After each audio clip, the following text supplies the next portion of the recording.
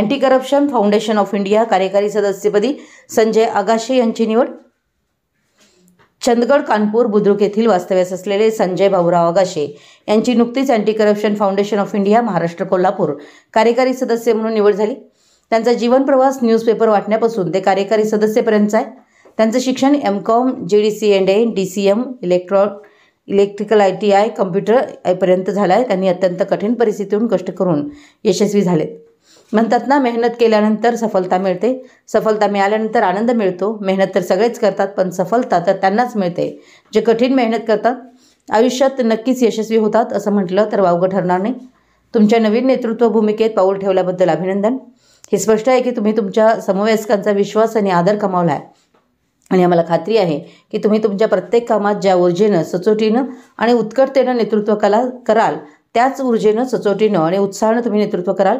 हे तुमच्या कठोर परिश्रमाचे, सातत्याचे आणि संपूर्ण टीमवर तुमच्या सकारात्मक परिणामांचे खरे प्रतिबिंब आहे. तुमच्या योगदानाची दखल घेतली जात आहे हे पाहून आपल्या भिशी ग्रुपलाही खूप अभिमान वाटतो. तुम्ही चमकत राहा. हे तुमच्या कठोर परिश्रमाचं, सातत्याचं आणि संपूर्ण टीमवर तुमच्या सकारात्मक परिणामाचं खरं प्रतिबिंब आहे. आमच्या भिशी ग्रुपचे अध्यक्ष, उपाध्यक्ष, खजानीस, सचिव, सर्व सदस्य यांना विश्वास आहे की ही संधी तुमच्या कारकिर्दीसाठी एक गेम चेंजर ठरेल आणि तुम्ही कोणत्या नवीन उंचीवर पोहोचाल हे पाहण्यासाठी आम्ही उत्सुक आहे. तुमच्या जीवनात एक नवीन अध्याय सुरू झाला. या नवीन संधीचा पुरेपूर उपयोग कराल आणि आपल्या समाजाला एक चांगला अधिकारी म्हणून मदत कराल अशी आशा आहे. आम्हा सर्वांना तुमचा प्रवास खूप प्रेरणा देणारा आहे. तुम्ही नेहमीच कठोर परिश्रम केले आहेत. आता तुम्हाला त्याचं फळ मिळालं आहे. या यशाबद्दल खूप अभिनंदन.